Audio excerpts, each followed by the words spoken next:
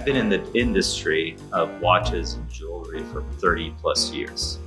I get inspiration for the final product based on pure architecture. I have Beyonce, who's worn our watches. I have Jennifer Lopez, who has our watches. I've worked with Michael Jackson. I've worked with Tupac Shakur. I've worked with P. Diddy. A dear friend of mine is Samuel L. Jackson. Sly Stallone was one of our first favorites, Arnold Schwarzenegger. So these are the titans of their industry. The essence of our contact with our client is trust.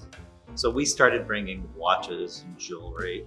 And within 10 years, became a majority of our business, watches and jewelry. And we were a powerhouse in the watch world because I had sold the most expensive watch in the world in '98 to Michael Jackson. At that time, it was $2.3 million. I had worked with Elizabeth Taylor with her jewelry. So we had all these individuals coming through our store, and that kind of gave me the light bulb of start your own watch brand, Ali. Ritmo Mundo means rhythm of the earth in Italian. It's accurate. Life is about rhythm. Your heart is about rhythm, the beat. And that's what gave birth to Ritmo Mundo. The first collection I made in 2002 was called the Grandata. You can imagine who had purple eyes at that time. I made this for Elizabeth Taylor because of her violet eyes, and the first individual to wear a Ritmo Mundo watch, aside from myself, was Elizabeth Taylor. Because I get a lot of my inspiration for watches from architecture. And Ritmo, we've always wanted to make architecturally based designs. So for me, when we produce a watch, it's a matchmaker. We're coming up with inspirations, whether I made the red square because I was in Moscow. I made the palazzo because in Rome, there's palazzos, beautiful palaces. We have a watch that's very well known. We designed in 2006. I designed it on a paper napkin.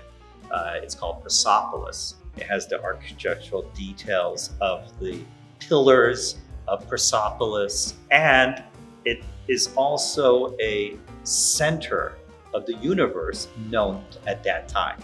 So in the history of watches, there is couple hundred watch brands. And to be able to stand out, you need to be able to offer something that is distinct, that is of value. Specifically about Ritmo, we're about fun.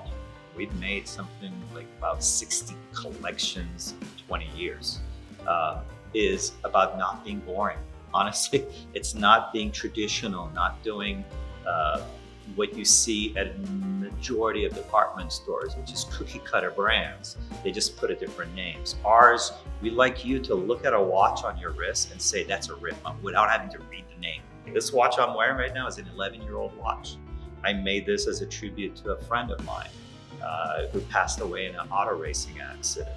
A lot of my watches are an extension of whatever our passion is at that time, and we like to share it with people. At the end of the day, that's all we have is our reputation, our credibility about the brand. I think the role of any brand is its ethics, its longevity, that we're going to be here 5 years from now, 10 years from now. And we try to do our best.